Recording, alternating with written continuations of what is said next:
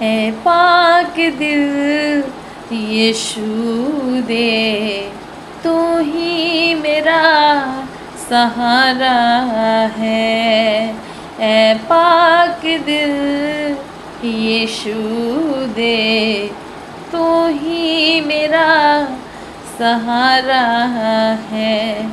मैं पापी हाँ गुनहगार हाँ, मैं पापी हाँ गुनहगार हाँ, तू ही तो बख्शनहारा है।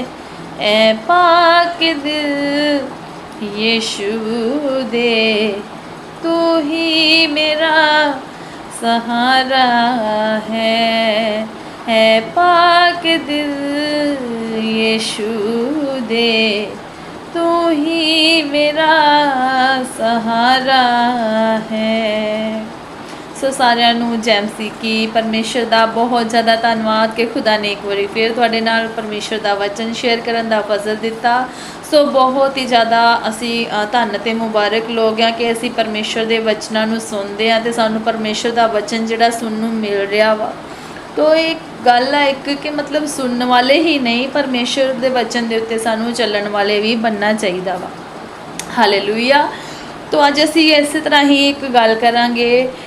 असी अज दा साडा विशा जिहड़ा वा, अज दा साडा विशा है परमेश्वर की निगाह दे विच धर्मी होना।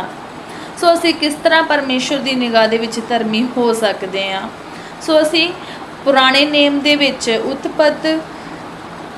उत्पत्त 6 दी 8 ते 9 विच पढ़ांगे कि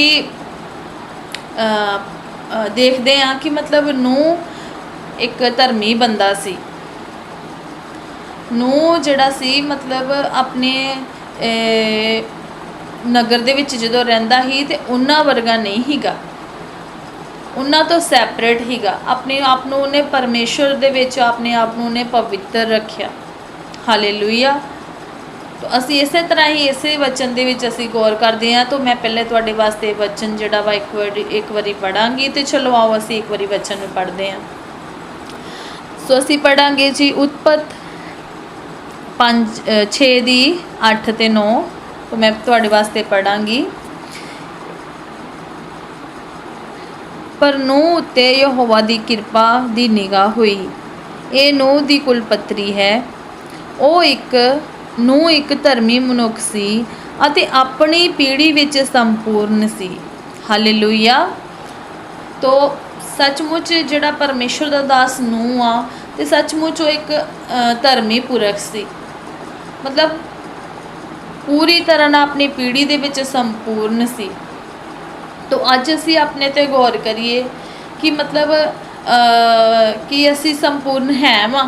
नूह जिहड़ा ही अपने नगर दे विच जिस जगह ते वो रहिंदा हीगा ते उस नगर दे लोग जिहड़े ही किन्ने ज़्यादा बिगड़ चुके हीगे, पाप दे विच पै गए हीगे, किन्ने ज़्यादा मतलब बहुत ज़्यादा बिगड़ चुके हीगे। ते उस जगह ते रहिंदा हीगा पर फिर भी उन्हें अपने आप नूं उन्हां दे नाल नहीं मिलाया, अपने आप नूं उन्हां दे नाल नहीं रलाया, अपने आप नूं उन्हें सैपरेट रखिया उस दुनिया तो। ते अज दे इंसान की गल कर लो तो अज दा इंसान जिहड़ा वा इस दुनिया ते रह रहा वा पर इस दुनिया के कम्मां दे वल दौड़ रहा वा। किहड़े काम आ अज इंसान जिहड़ा हर टाइम सोचदा रहिंदा वा कि मतलब नीति जिहड़ी आ इंसान की हर टाइम ही बुरी ही रहिंदी है।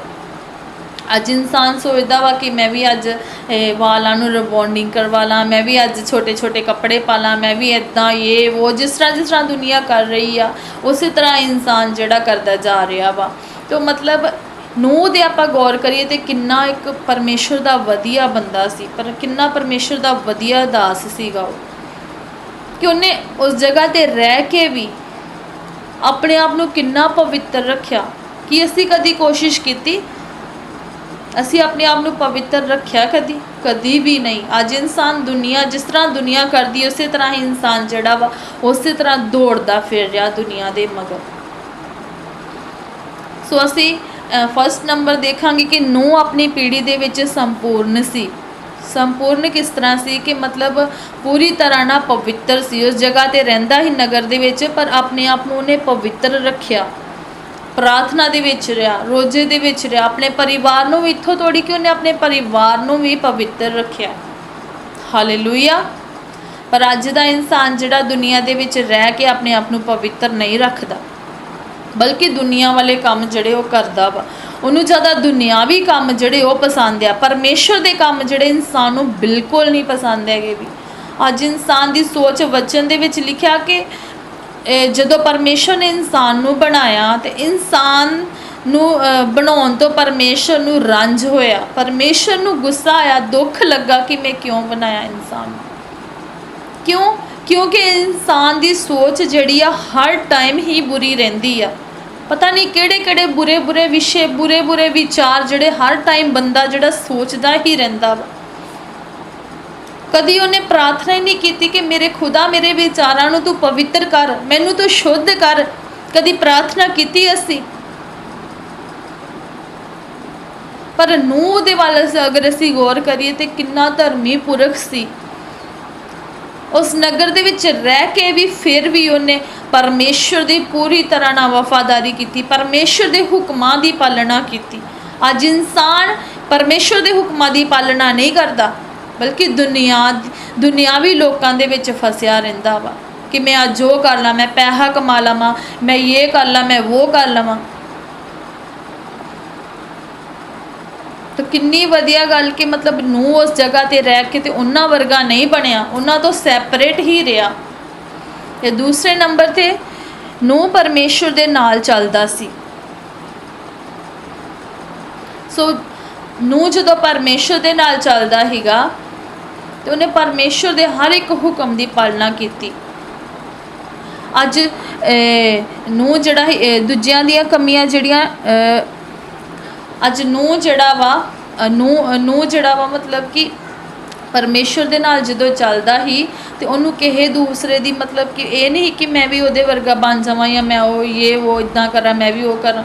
उहदे परिवार नूं इत्थों तोड़ी कि मतलब नहीं ही कि कोई परवाह, वो परमेश्वर दे नाल हमेशा वफादारी दे नाल चलदा रहा। अज असीं की करदे आ, नूह जिहड़ा दूसरियां दियां कमियां नहीं फड़दा, वो अपने अंदर ही झाती मारदा हीगा कि मेरे अंदर की कमी आ गई। पर अज दा इंसान तुसीं ला लो दूजियां दियां कमियां दे मगर दौड़दा रहेगा। हर टाइम इंसान जिहड़ा दूजियां दियां कमियां दे मगर दौड़दा रहिंदा वा। किस तरह इंसान सोचदा वा बंदे दे विच 99 गुण होण ते एक कमी होवे ते तां भी 99 गुण होण ते एक कमी दे मगर बंदा इंसान दूसरे बंदे जिहड़े आ दौड़दे रहिंदे आ कि मतलब इहदे विच ये कमी आ, ये कमी आ इहदे विच। जिहड़े 99 गुण आ ओह उहनूं याद नहीं रहिंदे भी, ओह इहनूं याद नहीं होंदे बंदे दे। पर 99 जिहड़ा एक कमी आ ओह कमी दे मगर जिहड़ी दुनिया उहदे पिछे ही लग जांदी हत्थ धो के कि इहदे अंदर ये कमी आ, इहदे अंदर ये पाप आ। पर नूह ने नहीं किसी की परवाह की। नूह उन्हां नूं फिर भी चौकसी देंदा रहा कि परमेश्वर दा राज नेड़े आ, तुसीं तौबा कर लो। ओह उहनूं मखौल करदे सीगे। पर अज असी इस दुनिया ते रह के ते फिर भी असी परमेश्वर दा इत्थों तक कि कई लोग इस तरह के लोग आ कि परमेश्वर दे वचन नूं भी सुनाउण तो की कहंदे शर्माउंदे आ कि किते मैनूं कोई ये ना कह दे कि है ये मसीह बन गया, है ये ईसाई बन गया। पर अज इस तरह नहीं होना चाहिए।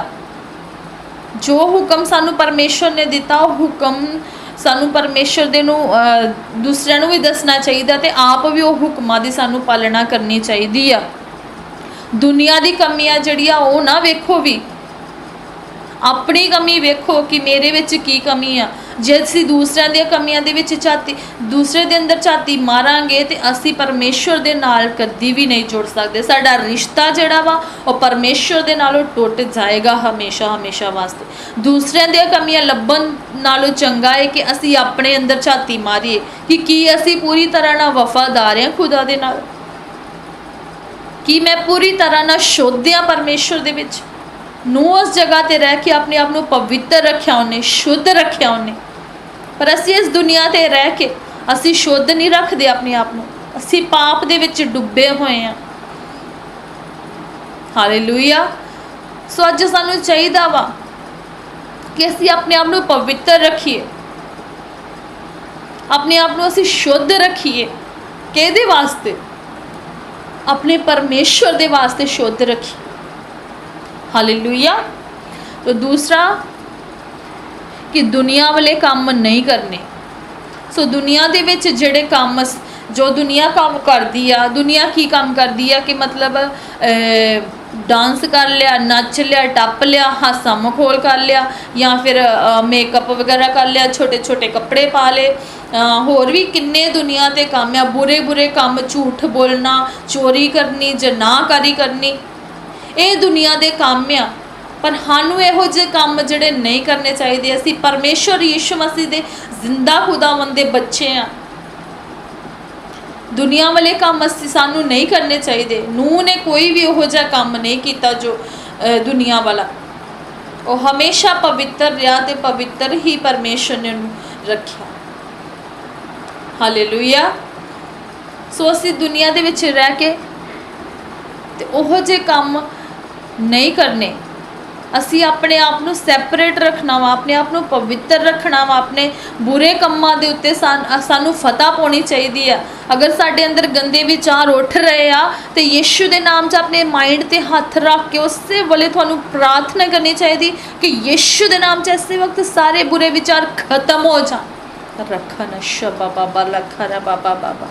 सो असी प्रार्थना करांगे इस विध नाल ते सचमुच साडे विचार जिहड़े आ हमेशा पवित्र रहणगे। असी परमेश्वर दे मन नूं भावांगे। जे साडे विचार ही हमेशा गंदे रहणगे, कदी किसी दे बारे सोचते रहना, कदी किसी लड़की दे बारे सोचते रहना, कदी किसी लड़के दे बारे सोचते रहना, या फिर होर नहीं कुछ ते किसी दी बुराई ही करते रहना असी, ये साडू ये परमेश्वर के लोगों को ये काम जिहड़े शोभा नहीं देंदे। कोई यीशु मसीह दे विच भी रह के कई लोग जिहड़े आ फिर भी मतलब इहो जे काम जिहड़े करदे आ, दुनियावी काम जिहड़े वो करदे आ, नेल पेंट्स वगैरह होर भी किन्ना कुछ मतलब वगैरह वगैरह काम उल्ट दुनिया दे सारे ही बंदा जिहड़ा करदा ही करदा वा। पर इन्हां कामां नूं सानू नहीं करना चाहिए, इन्हां दे उत्ते फतह पाउणी चाहिदी आ। साडा परमेश्वर फतहमंद परमेश्वर आ। साडा परमेश्वर सानू हर एक चीज़ दे उत्ते फतह देण वाला परमेश्वर आ। अगर असीं दिल तो, अगर असीं मन तो अपने परमेश्वर दे अगे प्रार्थना करांगे रोज़ा रख के, ते सचमुच असीं अपने हर एक पाप तो, हर एक बुराई तो यीशु दे नाम च फतह पावांगे। शखरथना बाला बारा बाला बारा। सो असीं एक होर ऐत पढ़ांगे उत्पत्त। तीसरा नंबर की तीसरा पॉइंट मैं थोड़ा दस देनी है कि परमेश्वर का वचन पढ़ना, कि सानू हमेशा अपने आप को पवित्र रखना। पहले नंबर ते की कि असी दूसरों दी कमियां नहीं फड़नियां, दूसरे नंबर ते की कि दुनिया वाले काम जिहड़े असीं नहीं करने भी, ते तीसरे नंबर ते की कि परमेश्वर दा वचन जिहड़ा असीं पढ़ना। परमेश्वर दा वचन तुसीं पढ़ोगे, परमेश्वर दी प्रार्थना तुसीं करोगे, रोज़ा रखोगे, ते मतलब अपने आप को परमेश्वर के हत्थों में दोगे, तो साढ़े जिहड़े विचार आ बुरे वो यीशु के नाम च खत्म हो जाएंगे। ये अकॉर्डिंग मैं तुहाडे नाल एक वचन पढ़ांगी, उत्पत्त 6:5।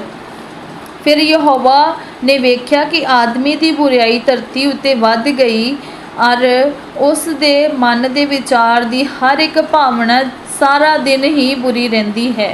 हालेलुया। कितना वधिया वचन आ कि मतलब इंसान फिर यहोवा ने वेख्या कि आदमी की बुराई जिहड़ी वध गई आ। सचमुच नूह दे टाइम ते भी इस तरह ही कि इंसान की बुराई, आदमी की बुराई जिहड़ी ही बहुत ज़्यादा वध चुकी ही। ते अज दे टाइम भी नूह की पीढ़ी तो लैके हुण तक तुसीं ला लो कि दुनिया दे उत्ते पाप जिहड़ा वा कितना ज़्यादा वध चुकिया वा, हदों बाहर पाप जिहड़ा वा वध चुकिया वा, बहुत ज़्यादा। पता नहीं किहड़े किहड़े कुछ बीमारियां आई जा रही, कुछ हाड़ आई जा रहे हैं, कुछ होर भी कई लोग जिहड़े जनाकारी दे विच बहुत ज़्यादा पाप जिहड़े दुनिया ते वध चुके आ। मतलब इंसान की सोच जिहड़ी आ, इंसान के विचार जिहड़े आ सारा दिन ही बुरे ही रहिंदे आ।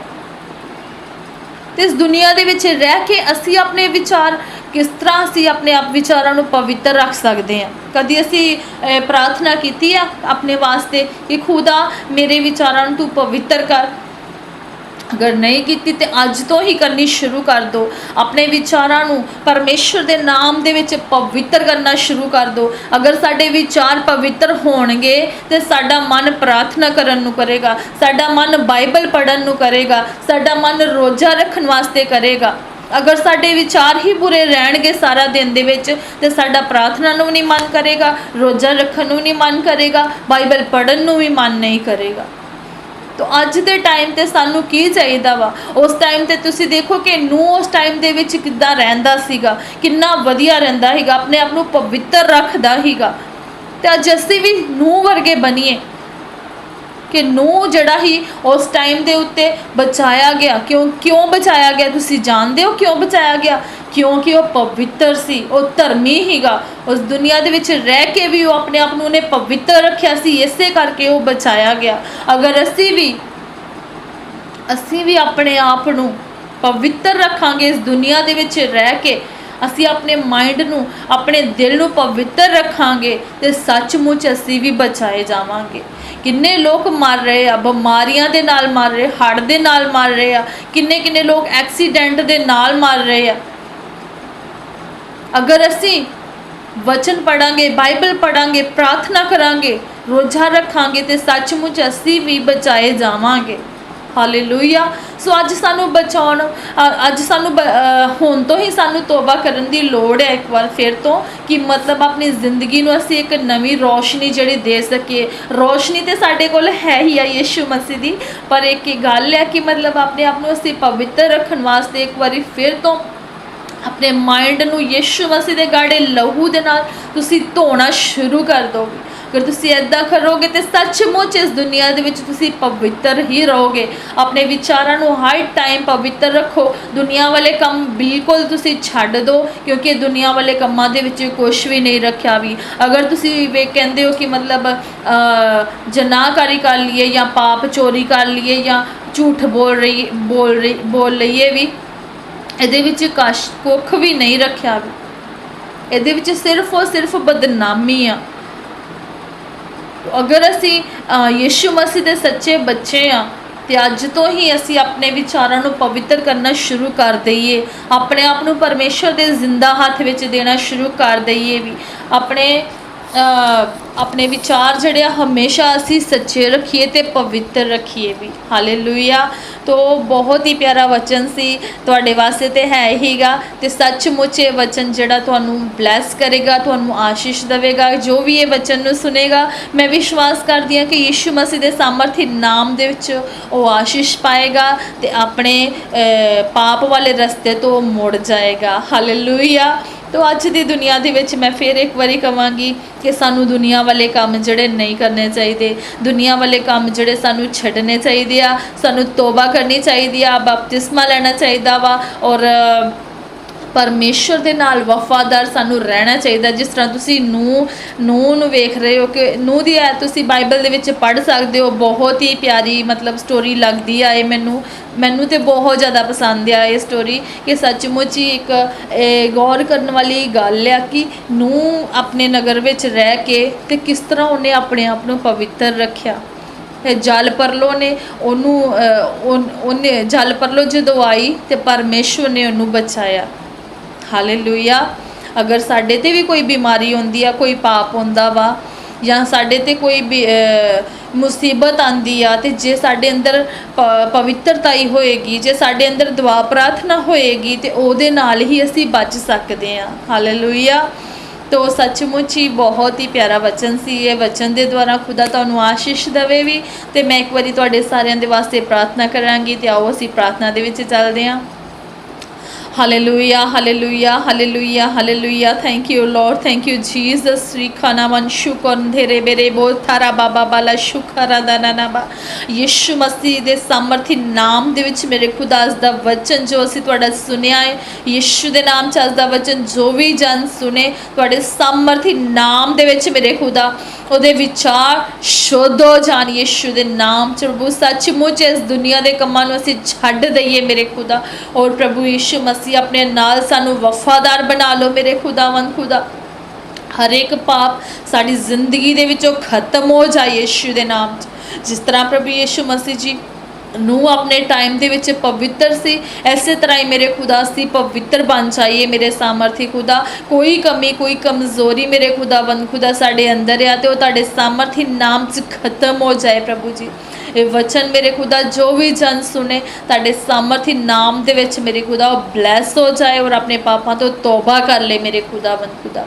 ਅੱਜ ਦੇ ਵਚਨ ਦੁਆਰਾ ਤੁਸੀਂ ਇੱਕ ਇੱਕ ਨੂੰ ਬਲੈਸ ਕਰੋ ਆਸ਼ੀਸ਼ ਔਰ ਬਰਕਤ ਦਿਓ ਤੁਹਾਡਾ ਸ਼ੁਕਰ ਕਰਦੀ ਯीशु ਮਸੀਹ ਦੇ ਸਾਮਰਥੀ ਨਾਮ 'ਚ ਮੰਗੀ ਆਮੀਨ तो इस नाल मैं तुहानू सारिਆਂ ਨੂੰ जय मसीह दी कहनी आ ते जे तुहानू वचन जिहड़ा मेरा समझ लगा होए वधिया लगा होए ते सचमुच ये वचन दे अकॉर्डिंग नाल तुसी अपनी जिंदगी नू बदलो और अपने आप नू परमेश्वर दे जिंदा हथ विच दो ते अपने विचारां नू पवित्र रखो हमेशा क्योंकि यीशु मसीह दा पता नहीं कि किहड़े टाइम आ जाए तो उम्मीद करो कि असी पहली आवाज़ दे नाल ही तुरी दी आवाज़ दे नाल उठाए जाइए ये ना होवे कि असी सदा ही इत्थे पछताउंदे रह जाइए भी जिस तरह जल परलो दे टाइम ते लोग जिहड़े सी पछता रहे सी रो रहे सी असी भी किते इदां ही पछताउंदे ना रह जाइए भी ते अपने आप नू तैयार करो परमेश्वर दे राज दे वास्ते ते इस नाल ही मैं सारिਆਂ ਨੂੰ जय मसीह दी कहनी आ।